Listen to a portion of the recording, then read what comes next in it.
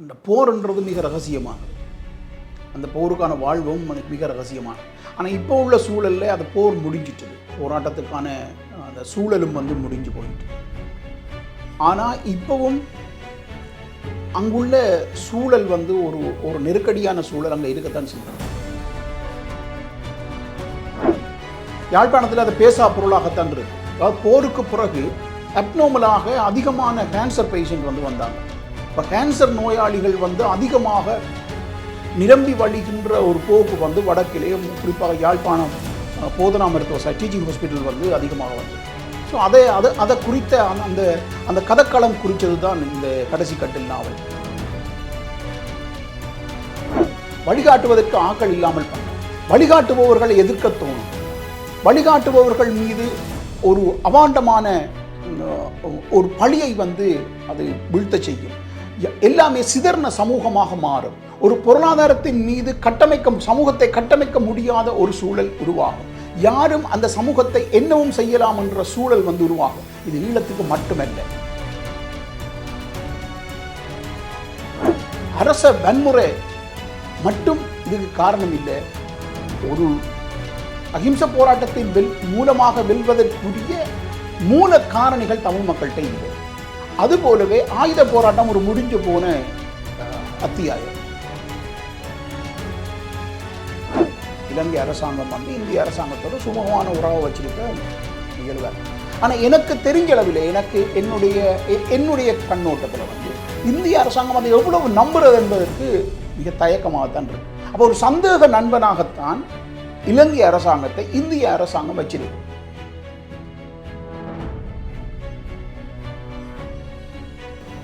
வணக்கம். இந்து தமிழ் திசை வாசகர்களுக்கு வணக்கம். இன்று நம்ம அரங்கத்திற்கு இலங்கை வாழ் தமிழரும் ஈழத்து எழுத்தாளருமான குணா கவியழகன் வந்திருக்கிறார். அவரிடம் அரசியல் சார்ந்தும் எழுத்துலகம் சார்ந்தும் நாம் பேச இருக்கிறோம். பேச்சை தொடர்வோம். வணக்கம் சார். வணக்கம். எழுத்துலகில் இப்போ வாசிப்பு குறைந்து வர்ற மாதிரி எழுத்துக்களும் குறைஞ்சிட்டு வருது. அது குறிப்பாக இலக்கியம் தொடர்பான விஷயங்கள். இதுக்கு வருங்கால சந்ததிகளுக்கு, குறிப்பாக இளம் தலைமுறையினருக்கு இந்த மாதிரி எழுதுவதற்கோ இலக்கியம் சார்ந்து படிப்பதற்கோ நீங்கள் தரக்கூடிய யோசனை என்னவா இருக்கும்? பொதுவாகவே வாசிப்பு குறைந்தால் எழுத்து குறையத்தான் செய்யும். இந்த வாசிக்க போகிறவன் தான் எழுத போகிறவன். இப்போ வாசிக்காத ஒரு சமூகம் உருவாகும் போது கண்டிப்பாக எழுதாத ஒரு சமூகம் உருவாகத்தான் செய்யும். அதுவும் பொதுவாக இங்கே ஆங்கில வழி கல்வி அதிகமாக தமிழ்நாட்டில் இருக்குது. ஈழத்தை விடவும் இங்கே அதிகமாக இருக்குது. ஈழத்தில் 90% கல்வி மொழி தமிழ் மொழியிலே தான் கற்கிறார்கள் 90%. அப்போது அந்த விகிதாசாரத்தின் அடிப்படையில் பார்த்தால் அங்கே வாசிப்பவர்களும் எழுதுபவர்களும் விகிதாசார அடிப்படையில் அங்கே அதிகமாக இருக்கிறார்கள். அது இங்கே விகிதாசார அடிப்படையில் இங்கே பெருந்தொகையான மக்கள் இருப்பதனால் தெரியவில்லையே தவிர விகிதாசார அடிப்படையில் இங்கே மிகவும் குறைவாக இருப்பதை நாங்கள் காணக்கூடியதாக இருக்கிறது. அதுக்கு காரணம் அதிகமான மாணவர்கள் ஆங்கில வழி கல்வியை பின்பற்றுவதும், சம நேரத்தில் அவர்களுடைய தமிழ் வாசிப்பு அதன் காரணமாக அற்றுப்போவதும், அதனால் தமிழ் எழுத்துக்கள் அற்றுப்போவதுமான சூழல்லாம் இங்கே இருக்கிறது. அதுதான் ஒரு காரணம் என்று நினைக்கிறேன். சரி. எழுத்துலகில் நீங்கள் சொல்ல நினச்ச விஷயங்கள் எல்லாத்தையுமே சொல்லியிருக்கீங்களா? எழுத்தில் கொண்டு வந்திருக்கீங்களா? இல்லை அப்படி சொல்ல முடியாத விஷயங்களை எப்படி மக்கள்கிட்ட கொண்டு போய் சேர்க்கலான்னு நினைக்கிறீங்க? இல்லை, எல்லாத்தையுமே சொல்லிடக்கூடிய சூழல் அமையலை. இந்த போர்ன்றது மிக ரகசியமானது. அந்த போருக்கான வாழ்வும் மிக ரகசியமானது. ஆனால் இப்போ உள்ள சூழலில் அது போர் முடிஞ்சிட்டுது. போராட்டத்துக்கான அந்த சூழலும் முடிஞ்சு போயிட்டு. ஆனால் இப்போவும் அங்குள்ள சூழல் ஒரு ஒரு நெருக்கடியான சூழல் அங்கே இருக்கத்தான் செய்யுது. அதே போல் எழுதுறதுக்கான மனமும் முற்றுமுழுதாக வாய்க்காத சூழல் எல்லாருக்குமே இருக்குது. அப்போ எழுத நினைச்சது எல்லாத்தையுமே எழுதிடக்கூடிய சூழல் இதுவரைக்குமே வாய்க்கையில். அது இன்னமும் தேங்கித்தான் இருக்குது. இப்போ எழுதக்கூடியது எது, எழுத முடியாததுன்றதுக்கு 2 வகையான பிரிப்புகள் இருக்குது. எழுத முடியாததுக்கு ஒன்று சூழல் காரணமாக, அரசியல் சூழல் காரணமாக இன்னமும் எழுதா பொருள், பேசா பொருள் என்ற ஒரு பொருள் இருக்கத்தான் செய்யுது. அதுபோலவே எழுதுவதற்கான மனம் இன்னும் இலகுவாக சொன்னால் அது எழுதினா நாங்களே போய் சிக்கிடுவோமோ, நம்மளே போய் அதுக்குள்ள எழுத்துக்களை சிக்கிடுவோமோ, அது ஒரு பெரும் துயராக நம்மளுக்கே மாறிடுமோ என்ற அச்சம் வந்திருக்கு. நான் அனுபவத்திலேயே அதை பார்த்துருக்கேன். எழுத போகும்போது அந்த வாழ்வுக்குள்ள மறுபடி போய் சிக்கி பெரும் மன உளைச்சலுக்கு ஆளாகிற சூழலை அனுபவத்தில் பார்த்தனாலேயும் ஒரு தயக்கம் இருக்க தான் செய்யுது. சிங்கள அரசின் நெருக்கடி காரணமாக அந்த அச்சம் இருக்கிறதா? பொதுவான ஒரு நெருக்கடி ஒன்று இருக்கிறது. ஏனென்றால் போர் மிக ரகசியமானது தான். போரினுடைய எல்லா விடயங்களும் ஆழ்ந்த ரகசியங்களை உடையது. அப்போ எதிரி தரப்பினுடைய ரகசியங்கள் வெளிவரும்போது அது அவர்கள் அனுமதிக்க மாட்டார்கள். ஒருபோதும் அனுமதிக்க மாட்டார். அதாவது இராணுவ தரப்பினுடைய ரகசியங்கள் அல்லது அவர்களுடைய முனைப்புகள் வெளியிடும்போது அது அனுமதிக்காத ஒரு சூழல் கண்டிப்பாக இருக்கும். இப்போ எங்களுடைய கடைசி கட்டில் நாவலை எடுத்து பார்த்தீங்கன்னாலே தெரியும். அந்த இப்போ நான் கடைசியாக அதாவது 15 வருடத்துக்கு பிறகு தான் அதை பேசக்கூடியதாகவே இருக்குது. ஆனால் இன்னும் யாழ்ப்பாணத்தில் அதை பேசா பொருளாகத்தான் இருக்குது. அதாவது போருக்கு பிறகு அப்நார்மலாக அதிகமான கேன்சர் பேஷண்ட் வந்தாங்க. அப்போ கேன்சர் நோயாளிகள் அதிகமாக நிரம்பி வழிகின்ற ஒரு போக்கு வடக்கிலே, குறிப்பாக யாழ்ப்பாணம் போதனா மருத்துவ டீச்சிங் ஹாஸ்பிட்டல் அதிகமாக வந்தது. ஸோ அதை குறித்த அந்த கதக்களம் குறித்தது தான் இந்த கடைசி கட்டில் நாவல். ஸோ மரணப்படுக்கை பற்றியது தான். நான் அது ஒரு காதலோடு பேசப்படுகின்ற ஒரு விடயம். அதே நேரத்திலே பேசா பொருளாக இருந்த தோட்டிகள் சமூகம் பற்றி, அதாவது ஈழத்தில் இருந்த தோட்டிகள் சமூகம் பற்றிய உரையாடலாகவும் அது இருக்கிறது. அப்போ அதனுடைய விவகாரமாக இருக்கிற ஒரு விஷயம் ஒன்று முக்கியமானது அந்த கேன்சர் பேஷண்ட் பற்றி. அப்போ அந்த அந்த அந்த அந்த ஹாஸ்பிட்டலில் அங்கே உள்ளவர்கள் அதற்கான காரணத்தை, திடீரென்று ஏன் கேன்சர் வருதுன்றதுக்கான காரணத்தை அவர்கள் தேடி போகவே விரும்பவில்லை. ஏன்னா அதை தேடி போனால் அது அரசாங்கத்தால் அழுத்தத்துக்குள்ளாகும், அரசாங்கத்தால் தாங்க நெருக்கடிக்குள்ளாகும் என்ற அவர்களுக்கு ஒரு பயம் இருக்கதாகத்தான் இந்த நாவல் பேசுது. அப்போ அதை ஏன் வெளியில் கொண்டு வரீங்க? இப்போ ஒரு வைத்தியத்துறையினுடைய வேலை என்ன? அவர்களுக்கு மருத்துவம் அளிக்கிறது மட்டும் இல்லை, அந்த நோய்க்கூரை கண்டுபிடிச்சு அதற்கான காரணிகள் அளிக்கிறவன் தான் சுகாதார பிரிவினுடைய கடமை அல்லது சுகாதார பிரிவினுடைய பணியே அதுதான். ஒரு நோய்க்குருக்கான காரணியை கண்டடித்து அந்த காரணியை தேடி போய் அந்த நோயை வரவிடாமல் தடுக்கிறது தான் சுகாதார பிரிவினுடைய இல்லை சுகாதார அமைச்சினுடைய வேலையாக இருக்க முடியும். ஆனால் மிக அதீதமாக இந்த கேன்சர் உருவாகின்ற போது, அது யுத்தத்தில் அகப்பட்ட அந்த நிலப்பகுதியிலிருந்து இந்த கேன்சர் வருகின்ற போதும் அவர்கள் அதனை பேசா பொருளாக ஒழித்து மறைத்து முடக்கி வைத்திருக்கிறார்கள். அதுதான் இந்த நாவல் பேசுது. அப்போ ஏன் அதை அவர்களாலேயே செய்ய முடியலை என்றால் அது இன்றைய வரைக்குமே அதை வெளிக்கொன்ற முடியாமல் தான் இருக்குது. இப்போ இந்த நாவல் குறித்து கூட அவர்களால் அங்கே பேச முடியாமல் இருக்குது. என்ன பேசினா தாங்க சிக்கிடுவோம்ண்டு. அப்போ இதுதான் நிலைமை. அதை என்னாலேயே இப்போ தான் இந்த விஷயத்தை வெளியில் கொண்டு வர தூக்கி போட முடியுது. யுத்தத்துக்கு பின்னான சூழல் என்னன்றதை இப்போ தான் தூக்கி போட முடியுது. அதே நேரம் அங்குள்ளவர்களால் இந்த புத்தகம் பற்றி ஒரு விமர்சனம் எழுதுறதுக்கே ரொம்ப சிரமமாக தான் இருக்குது. அப்படி என்றால் எப்படி இது குறித்த ஒரு நடவடிக்கையில் அவள் இறங்கிவினோம், இந்த உண்மையை எப்படி வைத்திய அதிகாரிகளோ இல்லை வைத்தியசாலையோ வெளியே கொண்டு வருமன்றது ஒரு கேள்வி இருக்குல்ல. இதுதான் அங்கே உள்ள சிக்கல். போர் நிலத்து மக்களுடைய வாழ்வும் இப்போதைய நிலைமையும் எப்படி இருக்கிறது? ஒரு எழுத்தாளராக உங்களோட ஒப்பீடு என்ன? போருக்கண்டு ஒரு நெருக்கடியான வாழ்க்கை ஒன்று இருக்கு. அதே போல பின்போர் காலம்ன்றதும் ஒரு நெருக்கடி மிகுந்த வாழ்க்கை தான். உலகம் முழுக்கலுமே யுத்தம் முடிஞ்ச பிறகு இந்த பின்போர் காலம்ன்றது ஒரு முக்கியமான காலப்பகுதியாக இருக்குது. இந்த பின்போர் காலத்தில் எப்படியான ஒரு நிகழ்ச்சி நிரலில் சமூகம் சார்ந்து, அரசியல் சார்ந்து, மக்களுடைய கூட்டு உளவியல் சார்ந்து, பொருளாதார மீள்கட்டமைப்பு சார்ந்து அதிகம் வேலை செய்யப்படுகிறதோ, திட்டமிடப்படுகிறதோ, அதிலிருந்து தான் அந்த சமூகம் மீளெழுச்சி வர முடியும். அப்போ ஒரு போரில் தோற்ற சமூகம் அல்லது ஒரு போரில் சிக்குண்ட சமூகம், வென்ற சமூகம் கூட இந்த மாதிரி நிலைமைக்கு ஆளாகி இருக்கு.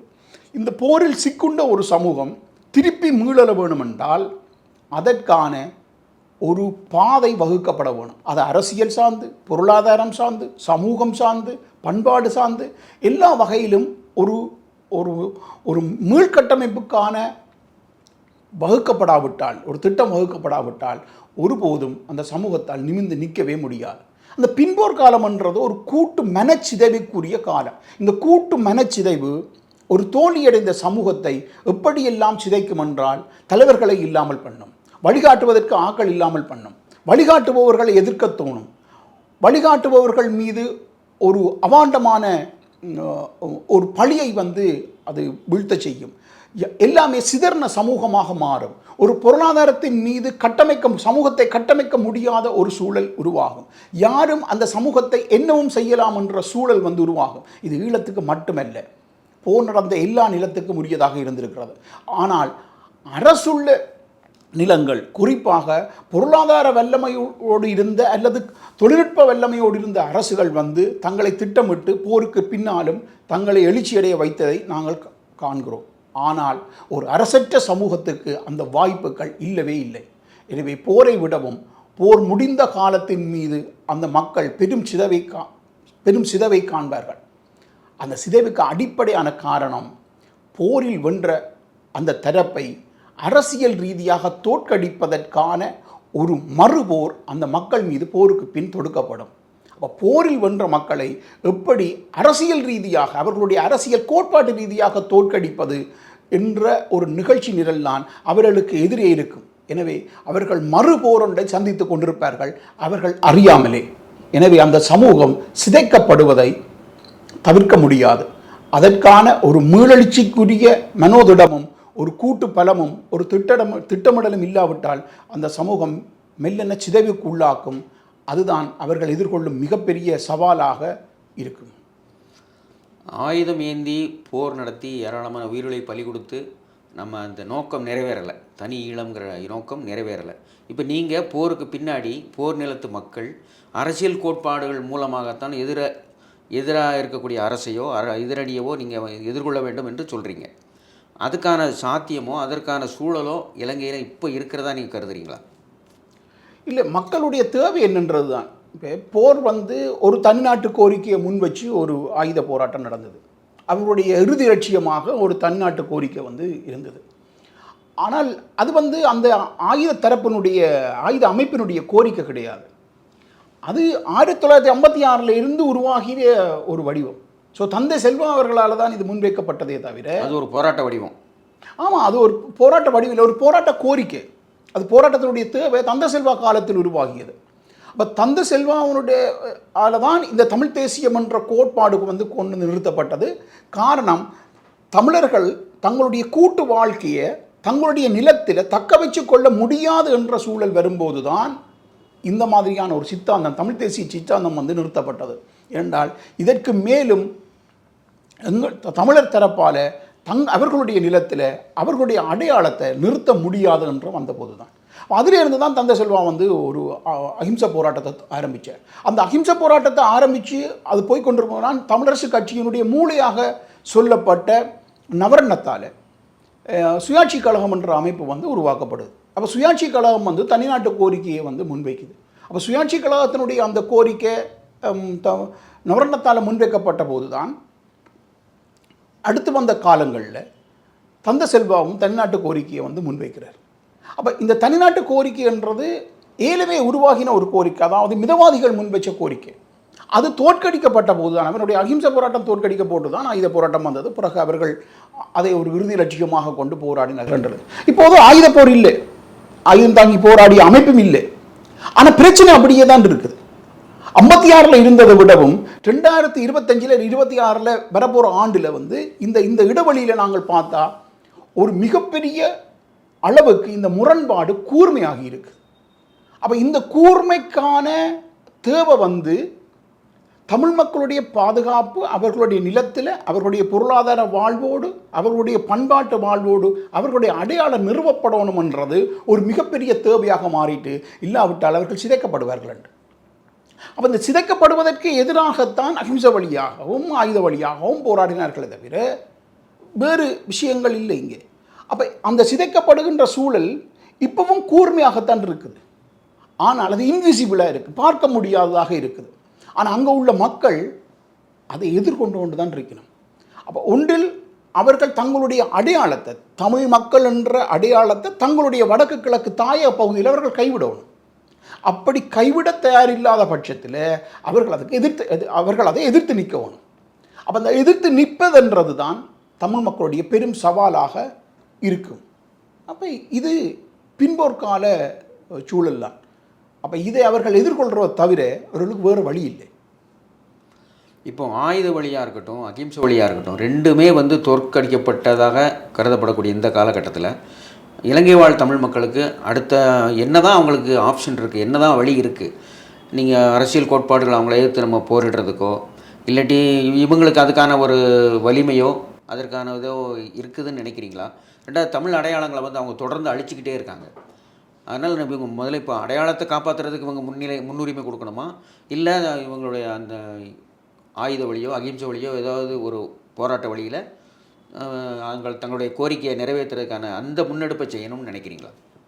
இல்லை, தமிழ் மக்களுடைய படிப்பினையில் வந்து அகிம்சை போராட்டம் தோற்கடிக்கப்பட்டது என்றது ஒரு வரலாறு. ஸோ அதுக்கு இலங்கை அரசாங்கத்தினுடைய அரச வன்முறை மட்டுமே காரணம் இல்லை. அந்த ஒரு அகிம்சை போராட்டத்தின் மூலமாக இலங்கை அரசாங்கத்தை பணிய வைக்கக்கூடிய ஒரு அழுத்த காரணிகள் வந்து வடக்கு கிழக்கிலே இல்லை. உதாரணத்துக்கு இப்போ இலங்கை அரசாங்கத்தை பொருளாதார ரீதியாக முடக்க முடியக்கூடிய சக்தியாக தமிழ் மக்கள் இருந்தால் ஒருவேளை அகிம்சை போராட்டம் வெற்றி அடையலாம். பொருளாதார ரீதியாக தோற்கடிக்கக்கூடிய வாய்ப்பு இருந்தால், அல்லது ஒரு அகிம்சை போராட்டத்தின் மூலமாக அவர்களை நிர்வாகத்தை தோற்கடிக்கக்கூடிய சிதைய பண்ணக்கூடிய வாய்ப்பு தமிழ் மக்கள்கிட்ட இருந்திருந்தால் ஒருவேளை அகிம்சை போராட்டம் ஒரு அழுத்த காரணியாக மாறி சில வெற்றிகளை வந்து பெற்றுத்தரலாம். பொருளாதார ரீதியாகவோ அல்லது நிர்வாக ரீதியாகவோ அல்லது சமூக ரீதியாகவோ ஒரு அழுத்த காரணியாக இலங்கை அரசாங்கத்தை முடங்கி போய் செய்வதற்கான வாய்ப்பு தமிழ் மக்கள்கிட்ட இல்லை. அப்போ அது தெற்கில் இருக்குது. இப்போ ஒருவேளை சிங்கள மக்களால் அதை ஒரு அரசாங்கத்துக்கு எதிரான ஒரு அகிம்சை போராட்டத்தை வந்து செஞ்சிட முடியும். அவர்கள் அப்படி ஒன்று செய்து அவர்கள் பொருளாதாரத்தையோ அல்லது அரச நிர்வாகத்தையோ முடக்கிவிட முடியும். ஆனால் தமிழ் மக்கள் வடக்கு கிழக்கு உடைய நிலப்பரப்பில் இருக்கணும், அது இந்த மாதிரியான காரணிகளை கொண்டிருக்கையில், அதாவது நிர்வாகத்தையோ பொருளாதாரத்தையோ முடக்கக்கூடிய காரணிகளை இந்த தமிழ் மக்கள் கொண்டிருக்கையில், அப்போது ஒன்று சிங்கள பௌத்த அந்த அரச வன்முறை மட்டும் இதுக்கு காரணம் இல்லை. ஒரு அகிம்சை போராட்டத்தின் மூலமாக வெல்வதற்குரிய மூல காரணிகள் தமிழ் மக்கள்கிட்ட இல்லை. அதுபோலவே ஆயுத போராட்டம் ஒரு முடிஞ்சு போன அத்தியாயம். அதுக்கான சூழல் வந்து இப்போ உலக பரப்பிலே இல்லை. தொழில்நுட்பத்தினுடைய வளர்ச்சி தலைமறைவு இயக்கங்களுக்கான வாய்ப்பை வந்து இல்லாமல் ஆக்கிட்டு, அப்போ உலகளாவிய ரீதியிலேயே இது ஒரு பெரிய பிரச்சனையாகத்தான் இருக்குது. அவ்வாறு இப்போ ஒரு மறுகேள்வி இருக்கலாம், அப்போ ஆயுத போராட்டங்கள் அங்கங்கே நடக்கின்றன என்று. அந்த எல்லா ஆயுத போராட்ட அமைப்புகளின் பின்னாலும் பேரரசுகள் பின்னால் இருக்குது. அந்த பேரரசுகள் பின்னால் இல்லாமல் அப்படி ஒரு ஆயுத போராட்டங்கள் உலகத்தில் எங்கேயுமே இல்லை. அது காரணம் தொழில்நுட்பத்தினுடைய மாபெரும் வளர்ச்சி தான். அந்த தொழில்நுட்பத்தினுடைய மாபெரும் வளர்ச்சிக்கு முன்னாலே ரகசியம் ஒன்றை யாராலையும் வைத்திருக்க முடியாது. அதாவது ஆயுத குழுக்களால் அல்லது போராடும் தரப்புகளால் ஒரு ரகசியத்தை பேணவே முடியாதுன்ற சூழல் அன்றைக்கு தொழில்நுட்பம் உருவாக்கியிருக்கு. அப்போ உலகத்திலேயே அது சாத்தியம் இல்லை. அப்படி இருக்கும்போது தமிழ் மக்களுடைய அனுபவத்தில் இந்த போர் மிகப்பெரிய வடுவை உருவாக்கியிருக்கு.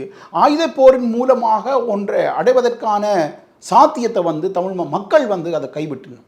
அப்போ அதுக்கான வாய்ப்பு வந்து உலகப்பரப்பினுடைய அரசியல் நிமித்தமாகவோ அல்லது ஈழத்தினுடைய உள்நாட்டு அரசியல் நிமித்தமாகவோ அதற்கான சூழலில் அது இலங்கை அரசாங்கமும் விளங்கித்தான் வச்சிருக்குது. பொதுவாகவே விளங்கக்கூடிய ஒன்று தான், புரிஞ்சு கொள்ளக்கூடிய ஒன்றாகத்தான் இருக்குது. அதற்கான வாய்ப்பு இல்லை. ஆனால் இந்த அரசியல் ரீதியாக தோற்கடிக்கப்படுற மக்கள், அதாவது ஆயுத ரீதியாக தோற்கடிக்கப்பட்ட மக்களை அரசியல் ரீதியாக தோற்கடிக்க முன்வருகின்ற போது என்ன செய்வதென்ற ஒரு கேள்வி இருக்குது. அது இந்த தேர்தல் அரசியலுக்குள்ள தான் இருக்குது, வேறு வழி இல்லை. ஏனென்றால் இந்த அரசியல் தேர்தல் அரசியலாகத்தான் பின்னப்பட்டிருக்கு. அப்போ இந்த தேர்தல் அரசியலாக பின்னப்பட்டிருக்கின்ற அரசியலுக்குள்ள தான் தமிழ் மக்கள் தங்களுடைய எதிர்ப்பு வடிவத்தை நிறுவ முடியும். அப்போ தமிழ் மக்கள் ஒரு அழுத்த புள்ளியை வந்து கண்டுபிடிக்கணும். இலங்கை அரசாங்கத்தின் மீது ஒரு அழுத்தத்தை, நிர்பந்தத்தை உருவாக்கக்கூடிய அழுத்த புள்ளியை வந்து கண்டுபிடிக்க வேண்டியிருக்கு.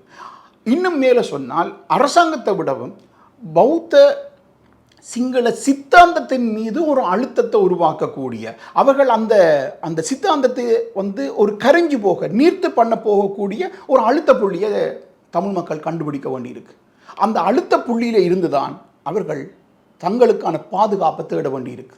அப்போ அரசாங்கத்தை விடவும் பௌத்த சிங்கள சித்தாந்தத்தின் மீதான அழுத்தத்தை எப்படி பிரயோகிக்கிறது, அதை எங்கே கண்டுபிடிக்கிறது என்றது தான் முக்கியம். அதை எப்படி சிங்கள மக்கள் மத்தியில் அதை பரவலாக்கம் செய்கிறது, அந்த பௌத்த சிங்கள சித்தாந்தத்தில் கட்டுண்டு போயிருக்கிற சிங்கள மக்கள் எப்படி டைலூட் பண்ணுறது என்பதில் இருந்து தான் ஒரு பாதை வந்து தமிழ் மக்களுக்கு திறக்க முடியும். அதே போல் தேர்தல் அரசியலால் உருவாகக்கூடிய சில பண்புகள் இருக்குது. அதாவது அரசாங்கத்தை அமைக்கிறது, அரசாங்கத்தை கவிழ்க்கிறது. இந்த இந்த மாதிரி சூழலில் எப்படி தமிழ் மக்கள் தங்களுடைய வாக்கை பயன்படுத்துறதுன்றது ஒரு முக்கியமான கூறாக இங்கே இருக்கு. அப்போ தேர்தல் அரசியல், அடுத்தது அவர்களுடைய சித்தாந்தம், இந்த ரெண்டையும் பலவீனப்படுத்துறதுக்கான புள்ளியில் இருந்து தான் குறைந்தபட்சம் தமிழ் மக்கள் தங்களுக்கான பாதுகாப்பை தேடிக்கொள்ள முடியும். அப்படி இல்லாத பட்சத்தில் அவர்கள் மேலும் மேலும் சிதைவுக்குள்ளாவார்கள். அந்த சிதைவிலேயே மிகப்பெரிய சிதைவு அவர்களுடைய நிலம் பறிக்கப்படுவது தான். அந்த நிலம் மெல்லன சிங்களமயப்படுத்தப்பட்டு கொண்டே இருக்குது. மண்ணை இழந்தவன் அதிகாரத்தையும் அடையாளத்தையும் இழக்கிறது தவிர்க்க முடியாத ஒரு விஷயம். மண்ணையும் அதிகாரத்தையும் அடையாளத்தையும் மீட்டெடுப்பதற்காக தேர்தல் அரசியல் ஒன்று தான் வழின்னு சொல்கிறீங்க.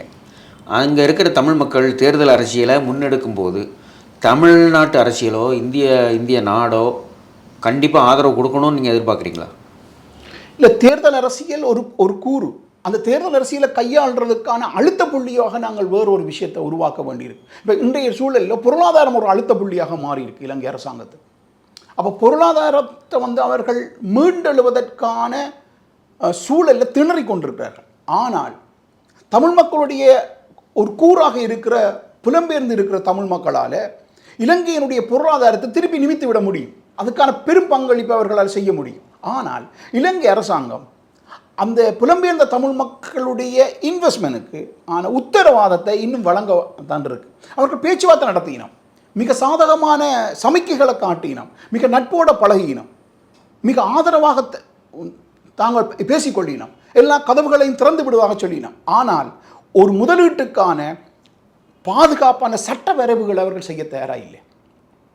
தமிழ் மக்கள், புலம்பெயர்ந்த தமிழ் மக்கள் உள்ள பணத்தை கொண்டு வருவதற்கான, முதலீட்டை கொண்டு வருவதற்கும், தொழில்துறைகளை துறக்குவதற்கும் அவர்களுடைய அந்த இன்டலெக்சுவல் ப்ராப்பர்ட்டி உள்ளே வந்தாலே இலங்கை வேறு விதமான ஒரு நிலைமைக்கு வந்துடும். அப்போ அந்த புலம்பெயர்ந்த தமிழ் மக்களுடைய இன்டலெக்சுவல் ப்ராப்பர்ட்டி ஒன்று இருக்குது, பணத்துக்கு அப்பாலானது. அது அந்த இன்டலெக்சுவல் ப்ராப்பர்ட்டியை எப்படி தாங்கள் உள்ளெடுத்து கொள்வது என்பதற்கு அவர்கள் தயாரில்லாமல் இருக்கிறார். அவர்கள் எதிர்பார்ப்பது நிபந்தனையற்ற பணவரவை மட்டும்தான். அப்போ அந்த நிபந்தனையற்ற பணவரவுன்றது ஒருபோதும் நடக்காத விஷயம். ஏனென்றால் தமிழ் மக்களுக்கு ஒரு 70 வருட அனுபவம் இருக்குது. இந்த 70 வருட அனுபவத்திலிருந்து அவர்கள் எந்த வார்த்தையும் நம்ப மாட்டோம். ஏனென்றால் எல்லா வார்த்தையினுடைய தோல்வியையும், எல்லா வார்த்தையினுடைய வஞ்சகத்தையும், எல்லா வார்த்தைகளுடைய துரோகத்தனத்தையும் கண்ட மக்கள். எனவே அந்த வார்த்தைகளால் அந்த மக்களை கவர்ந்துட முடியாது. ஆனால் இன்றைக்கு இருக்கிற சூழலில் பொருளாதாரம் கூட ஒரு அழுத்த புள்ளி தான். அதை தீர்க்கக்கூடிய இயலுமை தமிழ் மக்கள்கிட்ட இருக்குது. 2 விதமாக இருக்குது. அவருடைய இன்டெலெக்சுவல் ப்ராப்பர்ட்டி ஒரு பெரும் சொத்தாக இருக்குது. அடுத்தது அவர்கள்ட்ட இருக்கிற வெளிநாடுகளில் இருக்கிற அவர்களுடைய பணம் பெரும் முதலீட்டு சக்தியாக இருக்குது. ஆனால் இது ஒரு பேரம்தான். அந்த இலங்கை அரசாங்கம் கதவுகளை திறந்தால் அது நடக்கும். அப்போ தேர்தல் அரசியல் மட்டுமில்லை, தேர்தல் அரசியல் ஒரு விஷயமாக இருக்குது, பொருளாதாரம் ஒரு விஷயமாக இருக்குது. இலங்கை அரசாங்கத்தின் மீது எவ்வாறு நாங்கள் செல்வாக்கு செலுத்த முடியும் என்று தமிழர்கள் சிந்திப்பதன் மூலமாக அதை முன்கொண்டு போக முடியும். அதற்கு நீங்கள் கேட்டது போல இந்திய அரசாங்கத்தினுடைய தார்மீக துணை என்பது தவிர்க்கப்பட முடியாதது. ஏனென்றால் இந்த இந்த இந்த ஒரு ஜனநாயக கட்டமைப்பில் இந்த பிராந்தியத்தினுடைய ஜனநாயகத்தினுடைய சமநிலையை பேணுறதுக்கான தார்மீக பொறுப்பும் இந்திய அரசாங்கத்துக்கு இருக்குது. அவ்வாறு அந்த சமநிலையை பேணுவதற்கூடாகத்தான் இந்த பிராந்தியத்தினுடைய அமைதியை வச்சிருக்க முடியும். அந்த அமைதியையும், இந்த அமைதியின் மூலமாக இந்த பிராந்தியத்தினுடைய பாதுகாப்பையும் உறுதிப்படுத்த வேணும் என்று சொன்னால் இந்த விவகாரத்தில் இந்திய அரசினுடைய உதவி என்றது கட்டாயமானது. இப்போ நீங்கள் சும்மாவே பார்த்துருப்பீங்களே, இந்த பொருளாதார ரீதியான சுமை வந்தபோது அதனை மீட்டெடுக்கிறதுக்கு முதல்ல கை கொடுத்தது இந்திய அரசாங்கம் தான். அப்போ இந்திய அரசாங்கம் கை கொடுத்துருக்கேட்டிக்கு அந்த சூழல் வேறு விதமாக மாறி இருக்கு. அப்போ உடனடியாக கை கொடுத்து அதனை ஒரு சமநிலைப்படுத்தி பாதுகாத்தது இந்திய அரசாங்கம் தான்.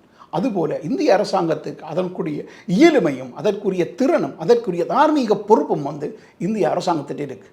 எனவே இந்திய அரசாங்கத்தால் செய்ய முடியும். அதுபோல இந்திய அரசாங்கத்தினோட துணை எப்போவுமே இலங்கையில் தேவை. அதான் இலங்கையில் வாழ்கிற எல்லா சமூகத்துக்குமே அது தேவை என்று தான் நான் நினைக்கிறேன். இலங்கை தமிழர்கள் பிரச்சனையை பற்றி பேசக்கூடிய அங்குள்ள அரசியலமைப்பு சட்ட பிரிவு 13 தான் அதை பற்றி பேசுது. அதனால் இது வரைக்கும் பலன் கிடைத்திருக்குன்னு சொல்கிறீங்களா, இல்லை அதுக்கான வாய்ப்புகள் இல்லைன்னு நினைக்கிறீங்களா? இல்லை, 13ன்றது ஒரு சரத்தாக கொண்டு வரப்பட்ட ஒரு மாகாண சபை அழகுக்குரியது.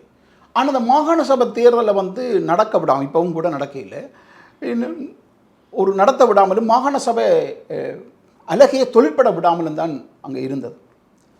இங்கே 13னுடைய மிகப்பெரிய சிக்கல் என்னென்றால் 13க்கு மேலே, அதாவது மாகாண சபைக்கு மேலே அந்த மாகாண சபைக்கான ஒரு ஆளுநர் இருப்பார். அந்த ஆளுநரை இலங்கையினுடைய அதிபர் தான் நியமிப்பார். இந்த ஆளுநருக்கு மாகாண சபையினுடைய அதிகாரத்தை விடவும் அதிக அதிகாரங்கள் ஆளுநர்கிட்ட குவிக்கப்பட்டிருக்கு. சபை செல்லுவடி இல்லாமல் போகுது. மிக இலகுவாக புரிய வைக்கிறது என்றால் இதுதான். மக்களால் தெரிவு செய்யப்படுகிறது மாகாண சபை. மக்களால் தெரிவு செய்யப்பட்ட பிரதிநிதிகள் உடைய அதிகாரத்தை விடவும் இலங்கையினுடைய அதிபரால் நியமிக்கப்படுற ஆளுநர்கிட்ட அதிக அதிகாரம் குவிக்கப்பட்டது. அப்போ கொண்டு வரும்போது இருந்த மாகாண சபை ஒன்று, இப்போ இருக்கிற மாகாண சபையினுடைய அதிகாரம் வேறு. அந்த அதிகாரம் எப்படி குவிக்கப்பட்ட என்றால் பாராளுமன்ற சட்டங்கள் மூலமாக, பாராளுமன்றத்தில் நிறைவேற்றப்பட்ட சட்டங்கள் மூலமாக மாகாண சபைக்கு இருந்த அதிகாரங்களை கொஞ்சம் கொஞ்சமாக பிடுங்கி எடுத்துக்கொண்டார். அப்போ மாகாண சபைக்கு இருக்கிற 87 செய்யும் போது இருந்த அதிகாரம் இன்றைக்கு இல்லை. அதுவே போதை இல்லை என்றதான் பிரச்சனை. அதுவே போதை இல்லை என்றால் அது பாதுகாப்பு இல்லை என்றதான் பிரச்சனை. அதிபர் நினைச்ச மாகாண சபையை கழிச்சிட முடியும் என்ற வரைக்கும் இருக்கு. அப்போ ஒரு மோதுண்ட சமூகம், முரண்பட்ட சமூகத்துக்கு அது பாதுகாப்பானதில்லை. ஒரு முரண்படாத சமூகத்துக்கு அது பாதுகாப்பாக இருக்கலாம். ஏனென்றால் அவருடைய தேவை பொருளாதார அடையாள தேவைகள் இருக்கும். ஆனால் இங்கே முரண்பட்ட ஒரு சமூகத்துக்கு அது பாதுகாப்பாக இல்லை என்றதான் அப்போதைய வாதமாக இருந்தது. ஆனால் அந்த சரத்திலேயே இப்போ அதிகமான அதிகாரங்கள் பின்வாங்கப்பட்டுட்டது. அதை விடவும் போலீஸ் அதிகாரமும் நில அதிகாரமும் இல்லை. அது நடைமுறைப்படுத்தப்பட இல்லை. அடிப்படையிலே இங்கே நிலம்தான் பிரச்சனை. அடிப்படையிலே பாதுகாப்பு தான் பிரச்சனை. தன்னுடைய வீட்டுக்கு முன்னால் ஒரு சிங்கள இராணுவம் நிறுத்தப்பட்டிருக்குது இப்பவும் என்றது தான் பிரச்சனை. அதை கடந்து தான் பாடசாலைக்கு பிள்ளைகள் போக வேண்டி இருக்குன்றது தான் இந்த பிரச்சனையாக இருந்தது. அப்போ அதே போல தான் நாங்கள் ஒரு சட்ட தேவைக்கோ அல்ல ஒரு பாதுகாப்பு தேவைக்கோ போலீஸ்கிட்ட போனால் ஒரு மொழியறியாத ஒரு வேற்று நிலத்தவர் தான் அங்கே காவல்துறை அதிகாரியாகவோ காவல்துறையினராகவோ இருக்க போகிறேன். அப்போ இதுதான் தமிழ் மக்களுடைய பிரச்சனையாக இருந்தது. அப்போ காவல்துறை அதிகாரமோ நில அதிகாரமோ கூட அதில் அவையில் சேர்க்கவே தயாராக இருக்கையில் இப்போவும் தயாராக இல்லை. அப்போ 13னுடைய பிரச்சனையே அது இருந்த வடிவத்திலேயே முரண்பட்ட சமூகத்துக்கு அது பாதுகாப்பு அளிக்க இல்லை. உத்தரவாதம் அளிக்கப்பட்டதில் நில அதிகாரமும் போலீஸ் அதிகாரமும் தரையில்லை. அடுத்தது தரப்பட்ட அதிகாரங்கள் அதன் பின் பாராளுமன்ற சட்டங்கள் மூலமாக பின்வாங்கப்பட்டது. அதையும் விட மேலாக ஆளுநருக்கு அதிக அதிகாரம் வழங்கப்பட்டது. சபையை விடவும் மக்களால் தெரிவு செய்யப்பட்ட சபையை விடவும் ஆளுநருடைய அதிகாரம் அதிகமாயிட்டு. அப்படின்னு அது ஒரு செல்லா பொருளாக மாறிட்டுதுன்றது தான் அங்கே உள்ள சிக்கலே. அதாவது போர் நிலத்தில் மக்கள் அடிப்படை வசதிகள் உள்பட குறைஞ்சபட்ச உத்தரவாதத்துடன் வாழக்கூடிய வாய்ப்பு இருக்குதா? அதுக்கு இந்திய அரசு என்ன செய்யணும்னு எதிர்பார்க்குறீங்க? ஏன்னா இப்போ அங்கே இருக்கிற சூழல், அங்கே இருக்கிற அரசு குறைஞ்சபட்ச உத்தரவாதத்தை தரக்கூட அவங்க தயாராக இல்லை. அப்படிங்கிற போது இந்திய அரசு பாதுகாப்பை பற்றி பாதுகாப்போ இல்லாட்டி அவங்களுடைய கல்வியோ வேலைவாய்ப்போ இந்த மாதிரி எதுவாக இருக்கட்டும், இந்த மாதிரி அடிப்படை வசதிகள், ரெண்டாவது குறைஞ்சபட்ச உத்தரவாதம், கல்வி வேலைவாய்ப்பு பாதுகாப்பு, இது இல்லாத ஒரு சூழல் நீடிக்குதுன்னு சொல்கிறீங்க. அப்போது இந்த சூழலில் நம்ம இந்தியா மாதிரி ஒரு நாடுகள் கை கொடுத்தா மட்டும்தான் அவங்க ஒரு அடுத்த கட்டத்தை நோக்கி நகர முடியும்னு நினைக்கிறீங்களா? இல்லை, இதுக்கான பதில் உண்மையிலேயே தமிழ் மக்களுடைய பிரதிநிதியாக இருக்கிற அரசியல்வாதிகள் அதுக்கான பதிலை சொல்கிறது பொருத்தமாக இருக்கும். ஆனால் நான் ஒரு அபிப்பிராயமாக வேணுமென்றால் அந்த விஷயத்தை முன்வைக்க முடியும். ஒரு அபிப்பிராயமாக முன்வைக்க முடியும். இங்கே உள்ள பிரச்சனை உதவி பொருளாதாரம் சார்ந்தது இல்லை, அவருடைய கல்வி இல்லது அவருடைய வாழ்க்கை சார்ந்தது அல்ல. அது அவர்களால் மீள கட்டியமைக்கக்கூடிய அந்த திறன் அவர்கள்ட்டே இருக்குது. மட்டும் இல்லை, புலம்பெயர்ந்த சமூகம் இருக்குது, அவர்களுடைய உறவினர்கள் புலம்பெயர்ந்த சமூகம் இருக்குது. அவர்கள்ட்ட மிகப்பெரிய பலமான பொருளாதாரமும் அந்த இன்டலெக்சுவல் ப்ராப்பர்ட்டி என்று சொல்கின்ற அந்த மூலத்திறனும் அவர்கள்ட்ட இருக்குது. இப்போ அவர்களால் கட்டி எழுப்ப முடியும். அப்போ பிரச்சனை என்ன? அரசியல் ரீதியாக அவர்களுக்கு பாதுகாப்பு வேணும். அரசியல் ரீதியாக மீண்டும் தொடர்ச்சியாக தோற்கடிக்கப்படாத ஒரு பாதுகாப்பு அரணங்க நிறுவப்பட்டுட்டால் அந்த மக்களுக்குரிய பொருளாதாரமோ கல்வியோ சமூக வளர்ச்சியோ பண்பாட்டு வளர்ச்சியோ இதெல்லாம் தானாகவே நிறைவேறிடும். அப்போ அதற்கான உதவிகள் இல்லை இங்கே முக்கியம். அது வெற்றிய பிரச்சனையே இல்லை. இங்கே பிரச்சனை அந்த மக்களுக்கான ஒரு பாதுகாப்பான ஒரு அரசியல் ஏற்பாடு. இந்த அரசியல் ஏற்பாட்டில் இருந்து தான் அவர்கள் தங்களை கட்டியமைக்க முடியும். அந்த ஏற்பாட்டுக்குத்தான் ஒரு மூன்றாம் தரப்பினுடைய உதவி தேவையே தவிர வேறு எதுக்கும் தமிழ் மக்களுக்கு அது அவசியம் இல்லை. தமிழ் மக்களுக்கு இந்திய அரசாங்கம் இதனுடைய உதவியில் வீடு கட்டி கொடுக்கப்பட்டிருக்குது, புகையிரதத்துக்கான பாதைகள் அமைக்கப்பட்டிருக்குது. அது ஒரு அரசாங்கம் இன்னொரு அரசாங்கம் அயல் நாட்டுக்கு செய்கின்ற உதவியாக அது இருக்குது. போரில் பாதிக்கப்பட்ட சமூகத்துக்கு செய்த உதவியாக இருக்குது. அதெல்லாம் சரி. ஆனால் அடிப்படையில் அங்கே தேவையானது வந்து அந்த மக்களுக்கான முரண்பட்ட அந்த சமூகத்திற்கான அங்கே ஒரு பாதுகாப்பு ஏற்பாடு தான். அந்த பாதுகாப்பு ஏற்பாடு இருந்தால் மிச்சத்தை அங்கே அந்த மக்களாலேயே மீண்டெழுந்து கட்டியமைக்க முடியும். அதுதான் இந்த மூன்றாம் தரப்பினுடைய ஒரு கிடைக்கக்கூடிய உதவியாக தமிழ் மக்களுக்கு மட்டுமில்லை, இலங்கைக்குமே அதுதான் பேருதவியாக இருக்கும் என்று நினைக்கிறேன். இந்திய அரசாங்கத்தை ஒரு மிரட்டுற துணியில் சீனாவோட கை கொடுத்துக்கிட்டு இருக்கு இலங்கை அரசு. அப்படி இருக்கும்போது நீங்கள் பாதுகாப்பான அரசியலை தமிழர்களை முன்னெடுக்கிறதுக்கு இந்திய அரசாங்கம் எந்த வகையில் உதவி செய்ய முடியும்னு நினைக்கிறீங்க? இந்திய அரசாங்கத்தோட அவர்கள் ஒரு சுமூகமான உறவை வச்சிருக்கத்தான் முயலினோம். இலங்கை அரசாங்கம் வந்து இந்திய அரசாங்கத்தோட சுமூகமான உறவை வச்சிருக்க முயல்வார்கள்.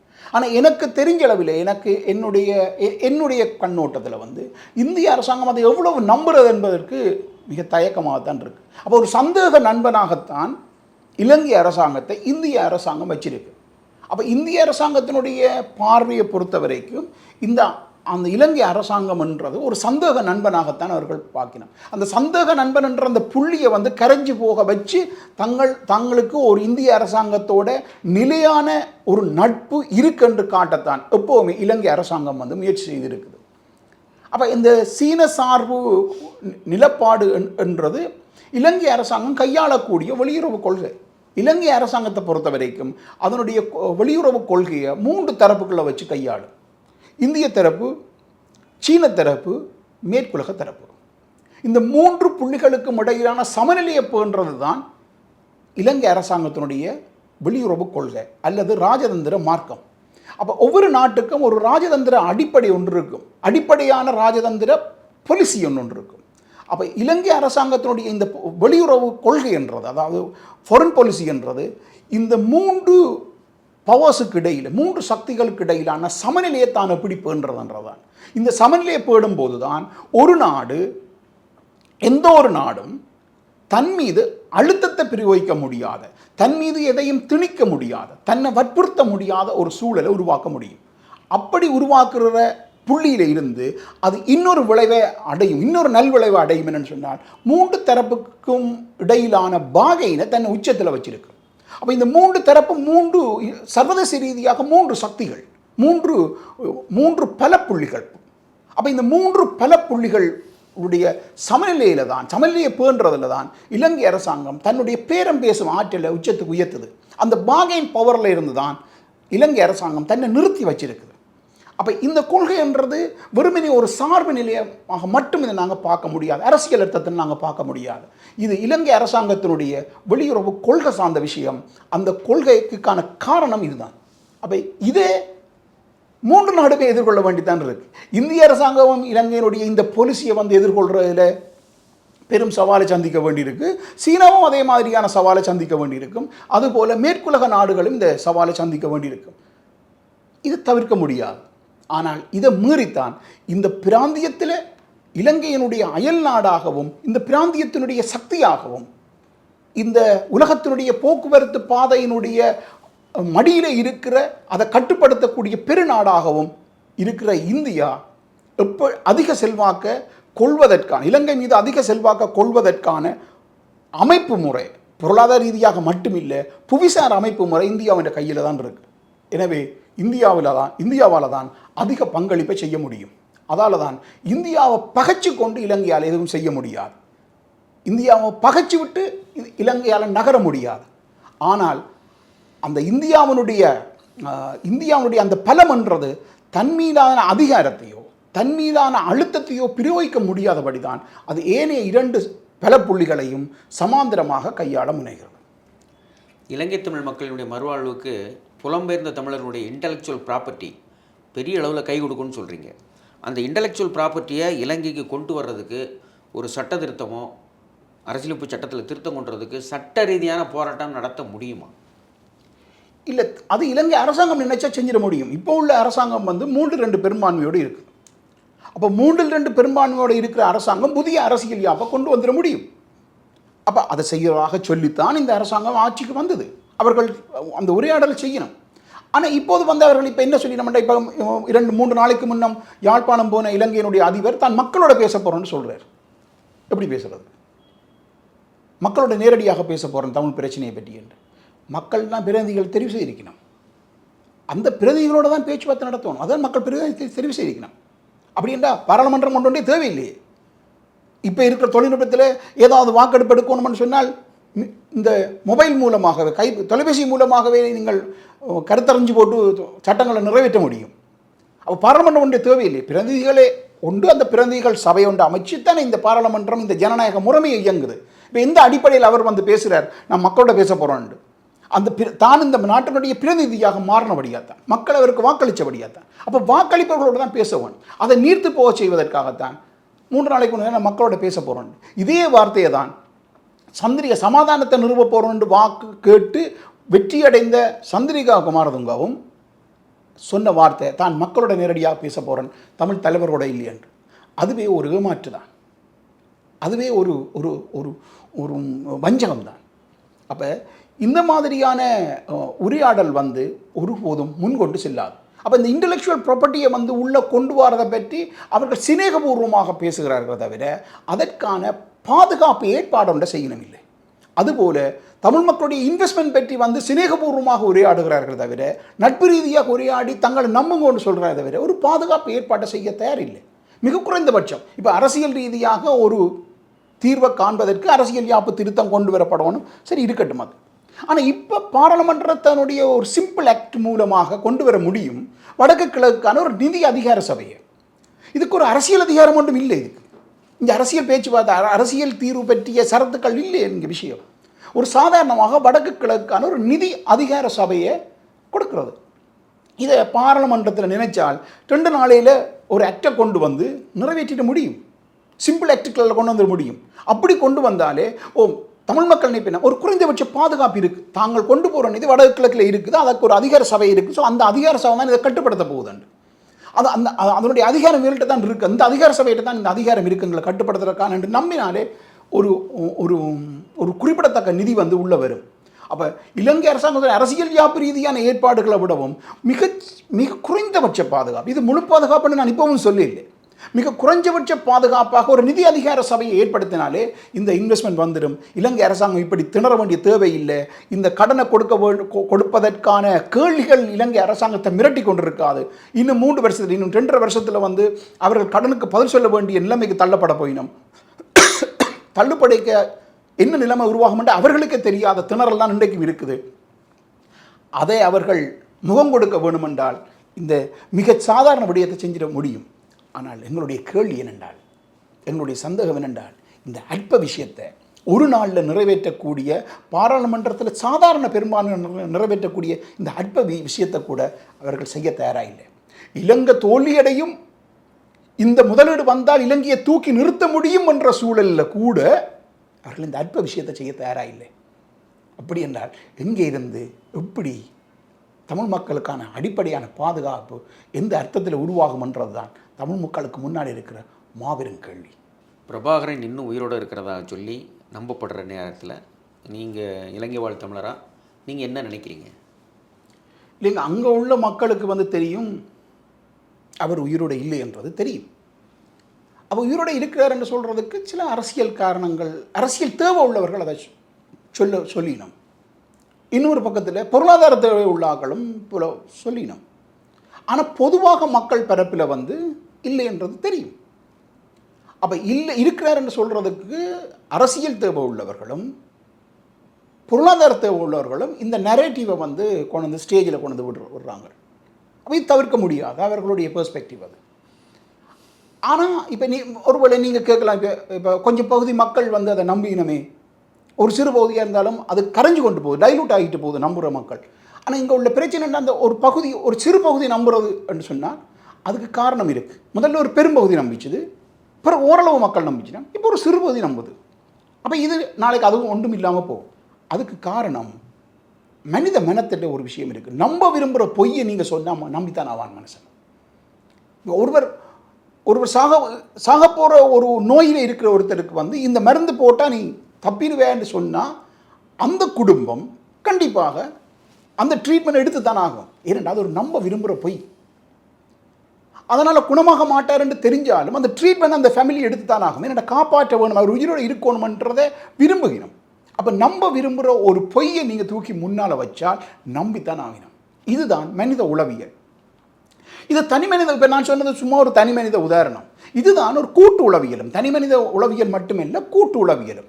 ஒரு நம்ப விரும்புகிற பொய்யை முன்னால் கொண்டு நிறுத்தினால் ஒரு வேளை இருக்கலாம், இப்போ ஒரு வேளை காப்பாற்றப்படலாம் என்ற மாதிரி தான் ஒரு வேளை இருக்கலாம் என்று நம்புறது தவிர்க்க முடியாது. இது மனிதனுடைய மன அமைப்பில் இருக்கிறது.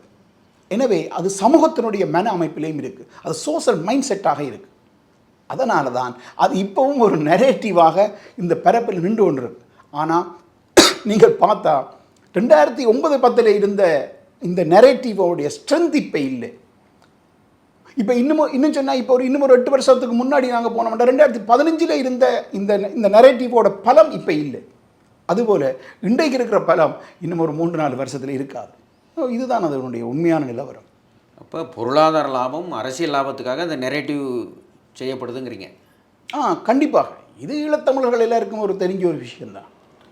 ஆனால் உண்மை என்னென்னா, பின்போர் காலத்தினுடைய அரசியலையும் பொருளாதாரத்தையும் பண்பாட்டையும் எப்படி நாங்கள் உயர்த்தி ஒழுங்குபடுத்தி பாதுகாத்து கொள்கிறன்றதான் இருக்குது. அதுக்கான அரசியலை முன்னெடுக்கிறது தான் தமிழ் மக்களுடைய சமூக அரசியல் தேவையாக இருக்கே தவிர இந்த மாதிரியான நெரேட்டிவ் வந்து தமிழ் மக்களுடைய தேவையாக இல்லை. உண்மையிலே யாழ்ப்பாணத்தில் நூலகத்தை எரிச்சது, அப்புறம் கோயில்கள்லாம் அழித்து தமிழனுடைய அடையாளத்தை அழிக்கிறதுக்கு முயற்சி பண்ணிகிட்டு இருந்தாங்க.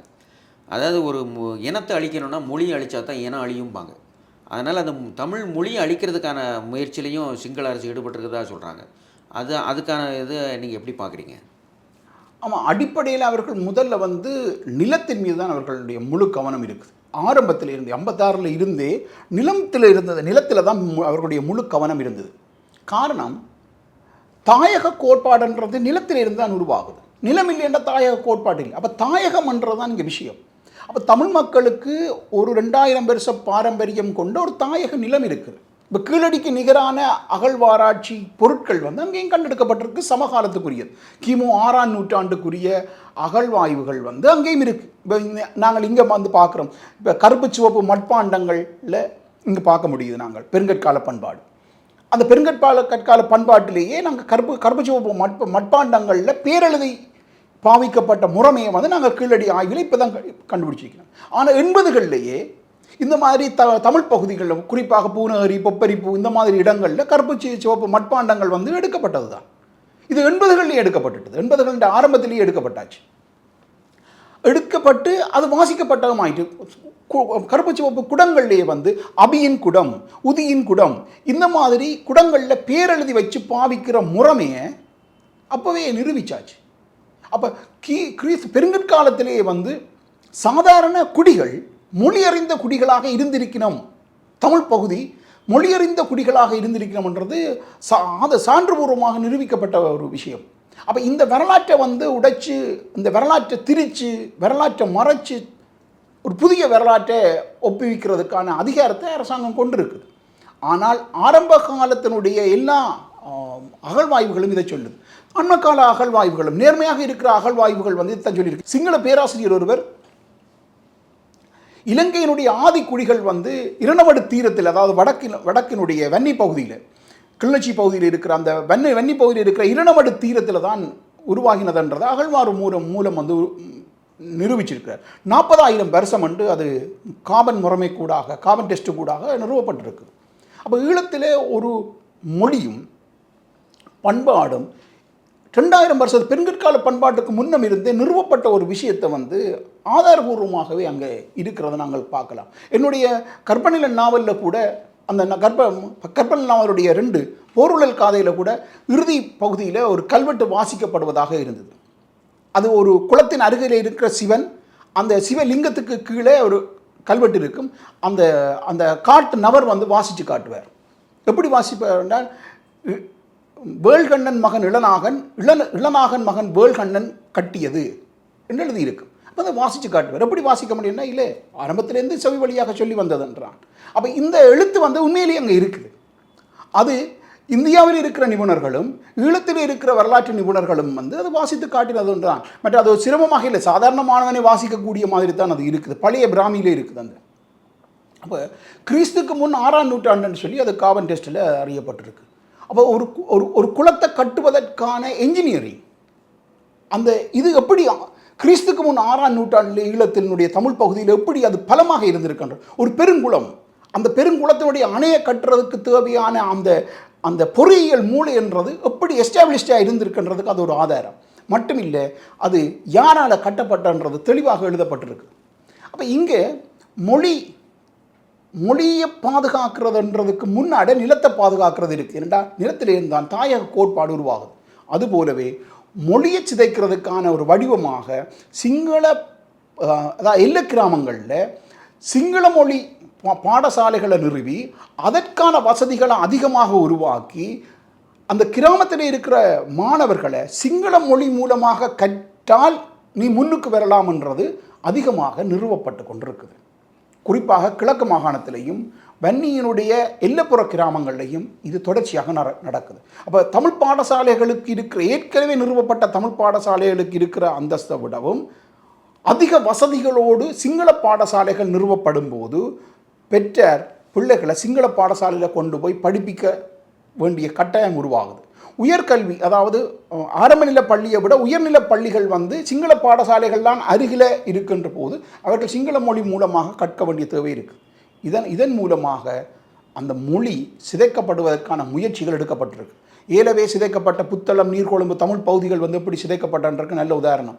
ஏறத்தாழ 74 பள்ளிக்கூடம் வந்து கொஞ்சம் காலத்துக்கு முன்னம் இருந்தது. சுதந்திரம் அடையே 120 பள்ளிக்கூடம் இருந்ததாக தகவல். ஒரு ஒரு சில 10 ஆண்டுகள் சில 10 ஆண்டுகளுக்கு முன்னம் வந்து 74 பள்ளிக்கூடம் இருந்தது. இப்போ 2 பள்ளிக்கூடம் தான் நீர்கொழும்பில் இருக்குது. 2 தமிழ் பள்ளிக்கூடம். எப்படி அது இல்லாமல் ஆக்கப்பட்ட என்றால் இந்த முறைமையின் மூலமாகத்தான் அங்கே தமிழ் மொழி வந்து அழிக்கப்பட்டது. இன்றைக்கு அது சிங்கள பிரதேசமாகவே மாறிட்டு, நீர்கொழும்புன்றது சிங்கள பிரதேசமாகவே மாறிட்டு. ஆனால் இருக்கிற ஆக்கள்லாம் தமிழர்கள் தான். தமிழ் பேர் அவருடைய அப்பப்பா பேர் தமிழ் தான் இருப்பார். அவர் வீட்டில் அம்மி இருக்கும் அரைச்சி சமைக்கிறதுக்கான முறைமை வந்து அவன் அரைச்சி தான் சமைப்பேன். சிங்களாக்கள் அப்படி செய்கிறது. ஸோ அரைச்சி சமைக்கிற அந்த முறைமைகள் கூட அந்த நாங்கள் பார்ப்போம். அப்போ இது நீங்கள் சொன்னது போல் இந்த மொழி சிதைப்பன்றது இருக்குது. அதுக்கு எதிராகத்தான் எப்போவுமே நாங்கள் தமிழ் மொழி கல்வியை வந்து தொடர்ச்சியாக பேணி பாதுகாத்து வர வேண்டிய சூழல் வந்து அங்கே இருக்குது. குறிப்பாக சொன்னால் 7ஆம் வகுப்பிலேயே தொல்காப்பியம் வந்து அறிமுகப்படுத்தப்பட்டிருக்கு. அப்போ தொல்காப்பியம் பற்றிய இலக்கண விஷயங்கள் வந்து 16 வயசுக்கு முன்னமே அதனுடைய அடிப்படையான அதனுடைய இலக்கணங்கள் முழுவதுமே கற்றறிந்தவர்களாகத்தான் ஈழத்தினுடைய மாணவர்கள் வந்து இருப்பார்கள். உங்களுடைய அடுத்த படைப்பு நில மீட்டெடுப்பு தொடர்பான விஷயங்களை அடிப்படையாக கொண்டதாக இருக்குமா? இல்லை, படைப்பு கலை என்பது அது வேறு வகையாக இருக்குது. நான் அடுத்த படைப்பாக எழுதுவது புலம்பெயர்ந்த வாழ்க்கை பற்றி தான். அதாவது புலம்பெயர்ந்த அகதி உடைய வாழ்வு பெற்றி தான் எழுதுகிறேன். புலம்பெயர்ந்த வாழ்வு பெற்றி எழுதையில்லை என்ற ஒரு இருக்குது. எனவே ஒரு தொடர் எழுதுவதாக இங்கே ஒப்பந்தமாகி இருக்குது. அது வந்து முற்றுமுழுதாக புலம்பெயர்ந்த ஒரு நாடு, டச்சு நாட்டில் ஒரு அகதி முகாம். அந்த அகதி முகாமில் நடக்கக்கூடிய வாழ்வு பெற்றி அடிப்படையாக கொண்டு தான் அதை பேசியிருப்பேன்.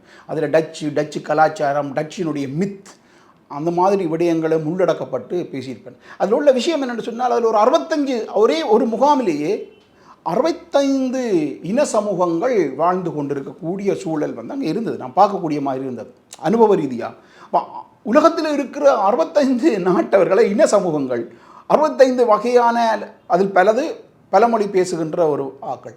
ஸோ அப்போ 65 வகையான மொழி, பண்பாடு, நிலம் சார்ந்தவர்கள் இருக்கின்ற போது ஏற்படுகின்ற புரிதலும் அந்த களச்சூழலும் ஒரு மொத்த உலகத்தினுடைய ஒவ்வொரு வகையான பண்பாட்டையும் அவர்களுடைய தோட்ஸையும் வந்து பார்க்குறதுன்றதே ஒரு முக்கியமான விஷயம். அதை எப்படி ஒரு கலை வடிவமாக மாற்ற முடியும், நாவலுக்குள்ள எப்படி கொண்டு வர முடியும்ன்றதான் என்னுடைய அந்த முயற்சி.